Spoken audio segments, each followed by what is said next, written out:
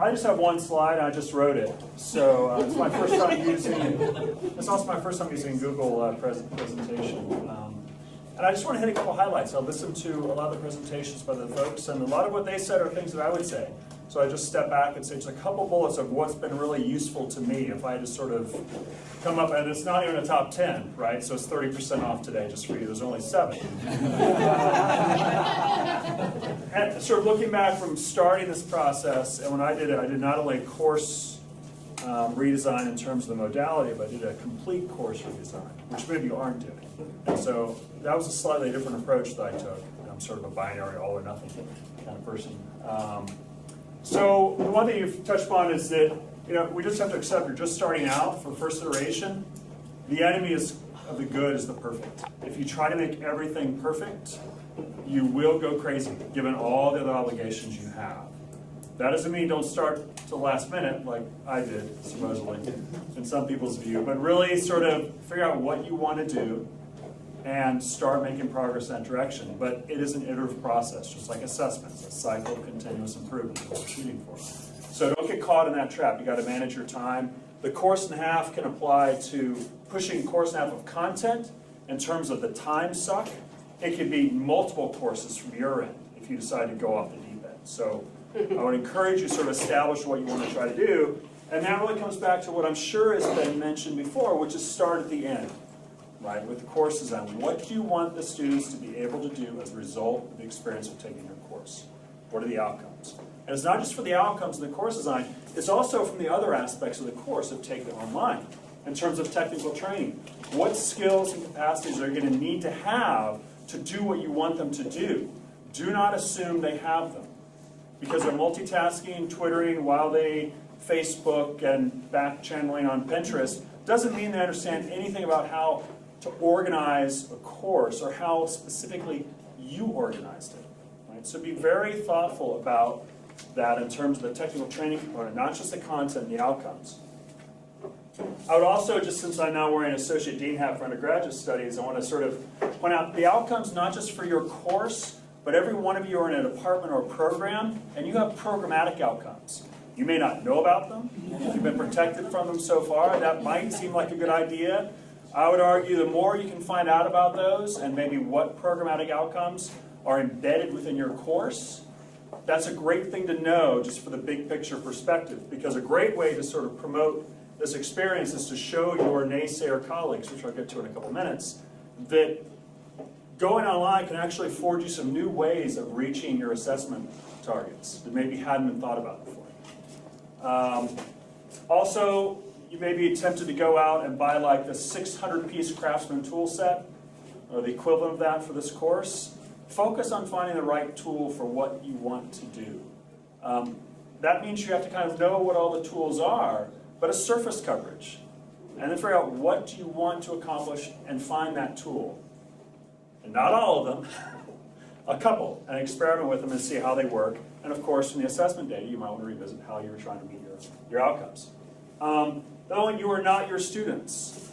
I've had this conversation over and over again with some of my colleagues that they think we're small, they're small little versions, well in my case, particularly small versions, of us. And people probably have heard this get tired of saying, but all of you, and I mean this with a great deal of respect, are the disciplinary freaks that self-selected to stay within higher education, that you thrived within the system, almost by definition, right? Or you would have said, I'm out of here a long time ago. So most of our students are not cut from that cloth. They're not sort of pre-adapted or whatever led you down this path, most students are not you. And that's okay. That's actually great. What that means is that you have to really be your students. You have to regress back a bit to where they are in their sort of life and what they're experiencing, and specifically for your course, sort of frame the course from their perspective. Look at it not through your perspective once you've designed it all out, but how are they going to experience it? And so framing it and then sort of modeling successful management through the course. Show them how you're going to go through, or how you would like them to go through the course. It may seem obvious to you, but that's because you built it. So of course you inherently have the 30,000-foot view, because you built the landscape. So just keep that in mind as you go through. It may be perfectly designed from your perspective, highly elegant, but it's just going to be a hot mess for the students. They can't figure out where they're supposed to go or how things are laid out. I'm a big fan, even though you're trying to be doing all this, of tightening your improvement cycle as much as possible. Someone mentioned waiting to the end of the course. As much as possible, if you're breaking your course up into modules, what I wish I had done, it probably would have cost me my sanity, but actually I would have copied the course over to an empty Blackboard site.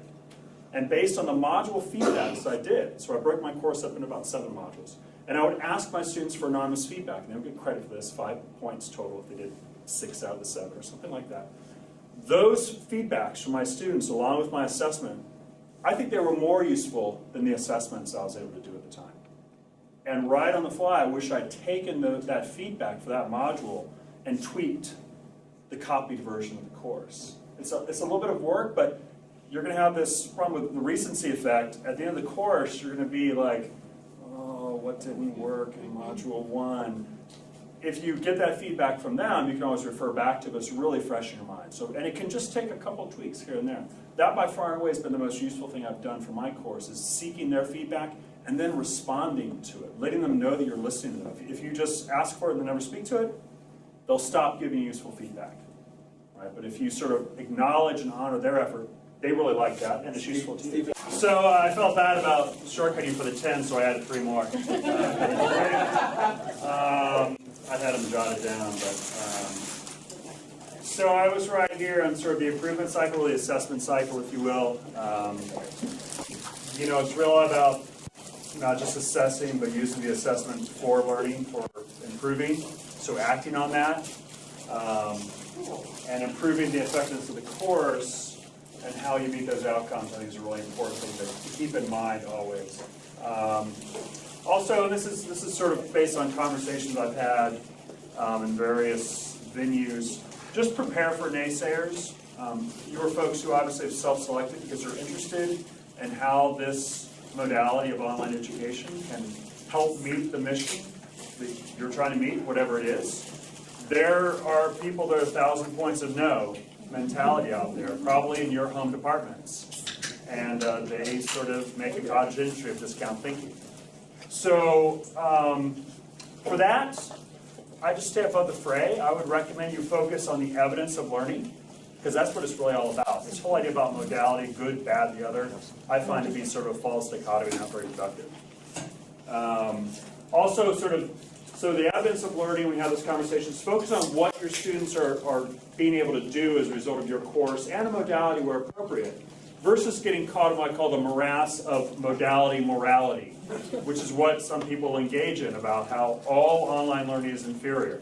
Well, probably some is inferior, but it's have to do with the content or the instructor or the preparedness. There's a whole bunch of things.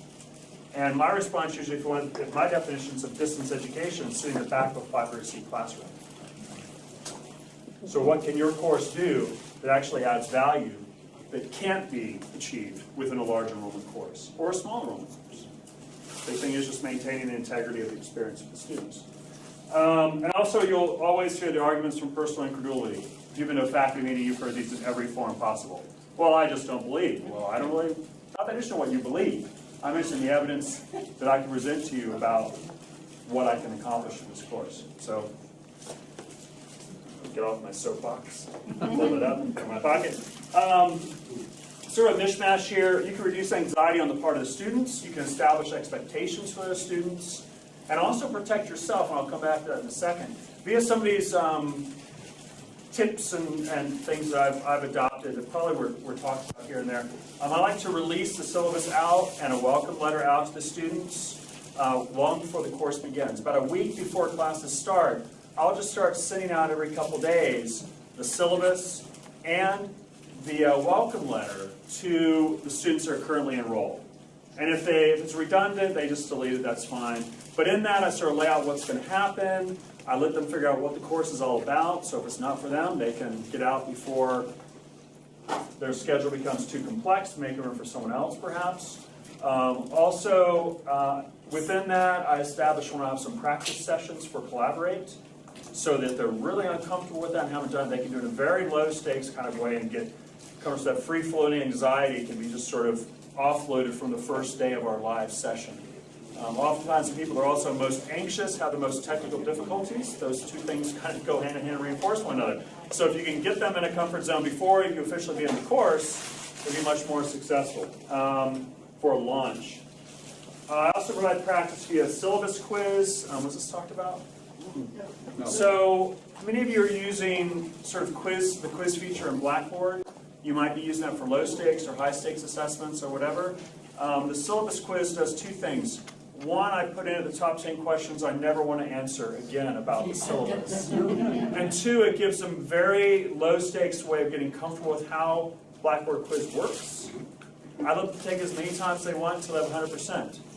But then if they ever ask me any question that's on the syllabus quiz, I remove all possible points from this course and every course I've ever taken and give them zeros retroactively. I do that. I don't answer it. I just don't answer it. This is very much, I have about 300 students sometimes in my course. It's about protecting my time. So I just establish those expectations. Do you ever do that with the adaptive release where they can't get into anything else until they get that 100%? Yeah, so adaptive release, which you'll learn about, is one of these little tools and tricks.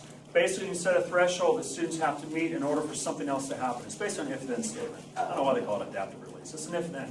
If they get 100 on the syllabus quiz, then Module 2 opens up. I don't keep Module 1 closed because that would just freak them out. Right? So I give them plenty of time, but I say, and I even have in the Module 2, I make all of the items within the module folder tied to that adaptive release. And so if they go to Module 2 and there's nothing there, the only thing they see is the little thing that says, don't see anything here? Perhaps you've not completed the syllabus quiz with 100%. And then once that happens, everything else populates in for the module and they have everything they need. So that's really useful. The other thing I've done, and I think Andrew was telling me she's made my course available, some version of it available to you. I've put together these sort of procedures for communication. I don't let my students email me. I'm like, what? Right? They can email me if there's something personal, some problem they don't feel comfortable sharing. Everything goes to the discussion board. There's a logistics discussion board section. There are content discussion boards. I don't email them. They don't email me because I'm not going to answer the same question 50 times. The nice emergent property of this is that some students will start answering questions for others, and about 90% of the time, they're correct. Which is nice. So they start sort of modeling for one another what should be happening in terms of solving problems. I also have a procedure for assessments. I haven't used the thing. Lockdown browser, thank you. The thing. Very we knew what you were talking about. The guy about the thing for the other day thing. So I haven't used that, but what I have here basically is reduce the sort of default or the collapse rate or crash rate for my quizzes to effectively 0. And so I have just a little sort of checklist of things. And I can show this to you in a second. And then the 3 that I added, I just keep the course available to my students. Because actually I've had one of the most gratifying things when a student emails me from like 3 semesters ago or 2 years ago about something they read. Like, hey, did you see this? I'm like, yes. And so you can make this continue to be available. Eventually it rotates off, I think. But what I do is I make any quizzes or anything that I might not want to have access to share with the friends. I just make that unavailable. But the content they continue to have access to. Yeah, question? Yeah, would you repeat what you said about reducing the crash rate of your quizzes to 0? Sure. Well, I'll show you in a second. I'll just pull it up and just briefly give you a very fast tour. And I'll also riff on that real quick that there is a tool called the Respondus Lockdown Browser, which keeps students from going out and Googling an answer or messaging a friend or doing all these other things that you may or may not be okay with. But what the benefit of using the lockdown browser we've found with a nutrition class with what, Mark, 700 and something students? She's got her crashes down to 0 since going to the lockdown browser. So basically it keeps them in that, so they don't have 20 million other things going on that are competing for processing and everything. All the other permutations that could cause the thing to crash go away when they're in that locked down environment. Plus what Stephen will show you, will also help, and you may not even need the lockdown browser, but it's just another arrow in your quiver to keep her tossed, you know. Sorry. No, that's fine, that's great. Oh, yeah, it's just this diffusion thing that'll happen that I've benefited from. What I learned, this was a little teary-eyed. This experience. But engaging in this is sort of really created for me sort of a secondary community within the university that I really found lacking. So my disciplinary group. But it was really in this community that I built these ties across all the silos that we live in. And I still know all these people, working with all of them now in various capacities. And so what I encourage you to do is, that's going to diffuse across to your face-to-face courses, the conversations you have with other people in other disciplines, and it's just a really great opportunity here to really build outside of your home department. And then finally, again, wearing my assessment hat, I'd really like you to think about how the modality of the course might afford you some ways of doing assessment that maybe weren't so easy to do in face-to-face courses. Not just within your course level, but their program level. For an example of this is Arts and Letters has been doing this fabulous general education writing assessment, huge project, and they've been collecting representative work in various ways. One great way to do that is by having whatever you want to have access to for a complete sampling of student work or a subset, have them turn it in through turned in, and you don't have to hold on to anything, right? So it's there, it's a resource. You can go in and sample it however you want to for other purposes. So if you identified a representative work for your GE course that you wanted to use as part of this broader GE programmatic assessment effort, there they all are. If you want to sample 10% randomly, you can do that. If you want to do an exhaustive scoring, rubric scoring, whatever, you can do that. So it's a nice way of just managing and facilitating that level of assessment. So you all are added to a copy of Stephen's real course. You should see it under my courses. I added you all as instructors so that you can see the back end. Cool. So kudos to Dr. Schellenberg for his spirit of openness in terms of allowing you to get access to what we really think is an exemplary course.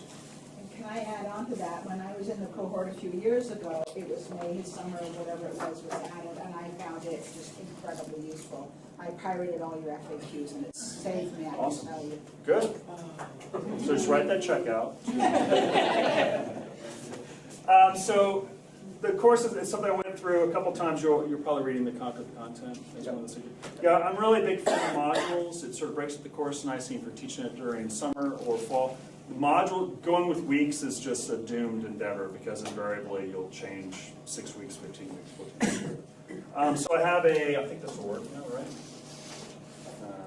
So the first item is logistics. That's where I model this whole thing. I walk through the entire course with them the first time. And so my welcome letter that's been shared with them, the syllabus, these are my procedures for communication. Let's see if it comes up. Okay, something to check. There's the linking problem with things opening outside. Yeah, it might be okay. Well, I'll make sure that's just one fixed. word or something, or? No, it would have been a PDF. It's a new issue, yay, we love new issues. Yeah, that happened. So, we in Firefox? Yeah. Well, there is here, I'll be sure to show you, a procedure for communication where I tell them, basically what's what, that I'm not going to answer emails. And I explain why.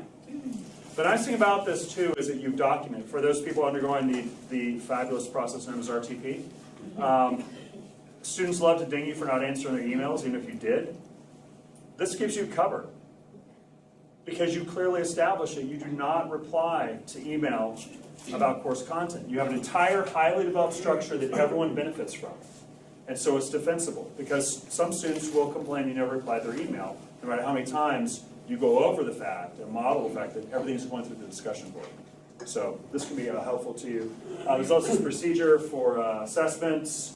You'll be able to look at those. I put in a link for compatible and certified browsers. It's always a sort of a guessing game The email exchanges, this is one reason I stopped doing it, like, well, which browser are you using? Well, the one with the red colors. Like, well, okay, you can make them any color you want. And then they just trail off, and you never know if they're problem solved. So this is just, maybe this will come up.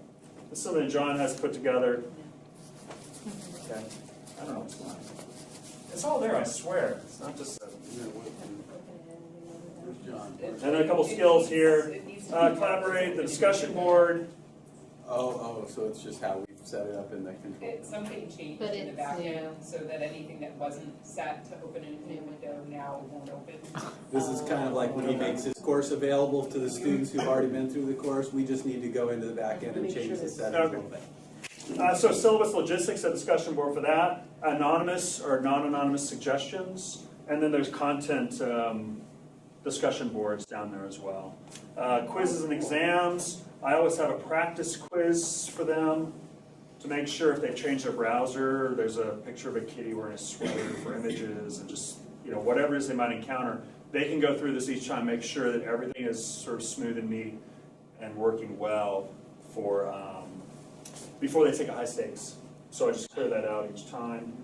The feedbacks, again, one of the most useful things. Each module has a feedback. It's anonymous, it just gets a check, and I just pull that data out and look at all the responses. And there's just various questions about particular activities or readings, or what was the muddiest point, what was the most interesting point, all those sorts of things you can see if this opens. Oh, it's going to actually show it, right. And for what I do for managing, I have the high stakes quizzes for the module quizzes. They can take them anytime during a given day. It's pretty low stakes. For the high stakes, I define in my syllabus the time during which it will be open. It's just long enough for them to complete it. The questions are scrambled in order, one way, no backtracking, all those sorts of things.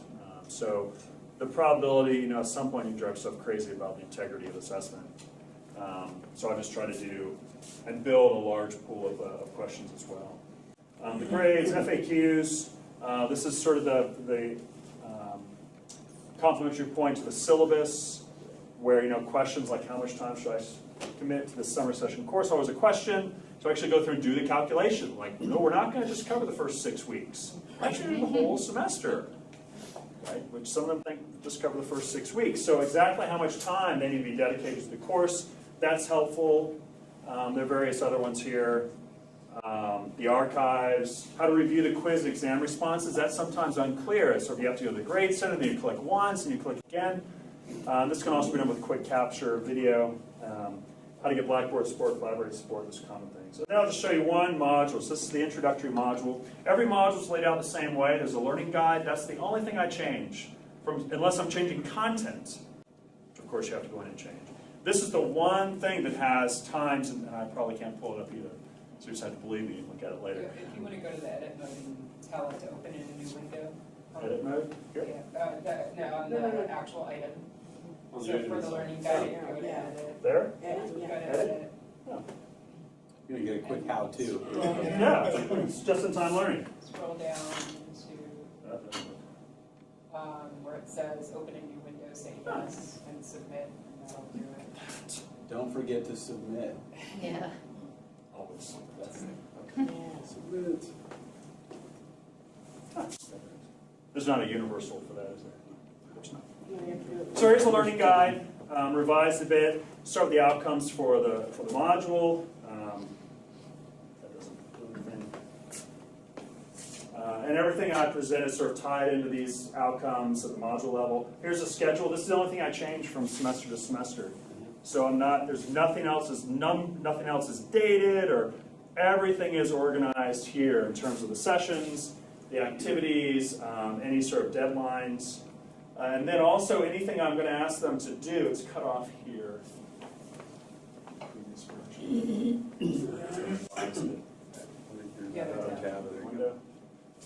I also give the lecture handouts. Anything not presenting through Collaborate, I do live Collaborate sessions and archive them. They don't have to be there, but I encourage them to be there. Anything that's sort of videos or animations, because that's a static framework, I always provide the links to that. And then these are all the activities that they would be doing over the course of that module. So this is about nature of science. There's a short little reading. a little TED video from Michael Shermer, and then 3 quick little audio clips about nature of science and scientific inquiry. And then some various things, a reference map. That's an activity because we're going to be looking at like the global ocean. Let's make sure we all know which ocean basins are which. The common baseline. Shocking, some of the data I've found about that. And then a couple other things here, a couple of videos. And this is just to sort of support what I'm covering in class. So sort of a do talk do sort of structure I've taken. That's it. I mean, there's modules that.